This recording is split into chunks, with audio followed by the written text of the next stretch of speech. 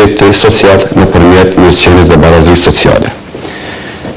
Prioritetet i parë i lëvizjes vendosje është sundimi i rënieve dhe ligjit në Mitrovic dhe kthimi i besimit të qytetarëve në institucionin e komunës dhe njerëzve të cilët janë zgjedhur për t'i prirë kësaj komune. Si bëhet kjo, kthimi i rënieve dhe ligjit? Paraprakisht na duhet ta dimë se Mitrovica shumë pak është ndërhequr nga organet komunale, mirë po aty vetëm janë zyrtarizuar, janë legalizuar projekte dhe programe të cilat janë hartuar diku tjetër. Hapi i dytë do të ishte sigurisht caktimi i komandantit të policisë i gatshëm ta luftojë krimin, gjithmonë sipas normave juridike dhe në bashkëpunim me drejtorin e policisë dhe me kthimin e gjykatës komunale në Mitrovic, e cila padrejtësisht dhe pa asnjë logjik akoma gjendet në vështirë, nuk e kuptoj pse vetëm nëse synohet bllokimi apo sabotimi i punës saj. Prioriteti i dytë është zhvillimi ekonomik. Do të thotë zhvillimi ekonomik nëpërmjet prodhimit, pa prodhim nuk ka punësim, pa punësim nuk ka parë. Dhe punësimin e përjetojmë se diçka që është e drejtë e qytetarit dhe jo si mjet për të disiplinuar qytetarët. Ne e dimë se Mitrovica është zonë industriale dhe mëtojmë që treqa të jetë poshtë bosht i zhvillimit ekonomik si Mitrovicës, poshtë edhe Kosovës. Por paraprakisht duhet ta qartësojmë se ajo për momentin menaxhohet nga OKP-ja dhe derisa qartësohet statusi i saj, atëherë lëvizja vendosje mendon se urgjentisht investimet dhe subvencionet të drejtohen ka bujqësia, blegtoria, pemtaria, peshkataria, turizmi malor dhe sikurse edhe ndihma dhe subvencionimi i ndërmarrjeve të vogla dhe të mesme por që kanë program prodhues edhe ato duke i subvencionu në lehtësira patent pro mbarësisht për numrin e punëtorëve.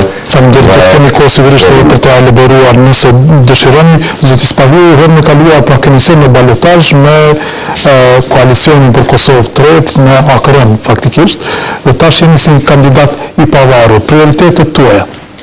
Prioritet është zhvillim ekonomik, sigurisht përkundër investimeve, domthonjë që i përmendja avniu këtu për 100 milion euro për këtë 4 vite, Mitrovica është varfruar më shumë. Kjo tregon se sa janë shpërndarë ato 100 milion euro.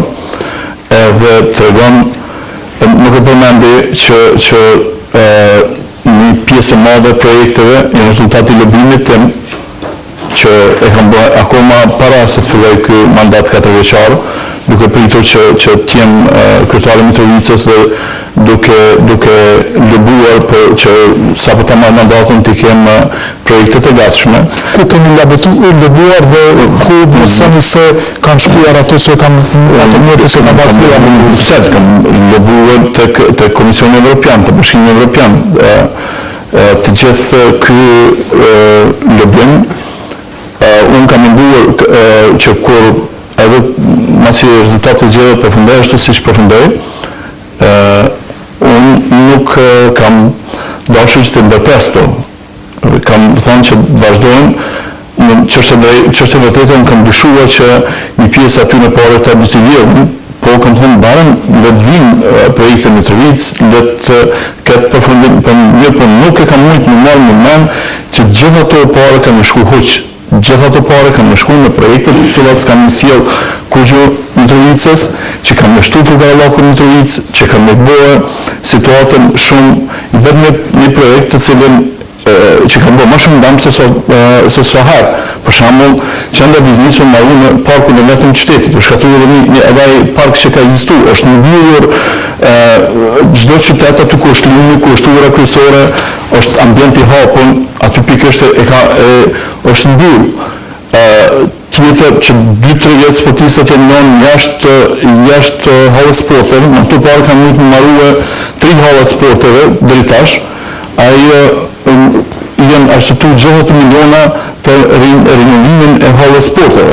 Prioritetet janë hapësira sipërfaqe zgjedhëria në sigurisht kjo është një prioritet i rregullimi urban, domethënë që unë nuk po përmend se sa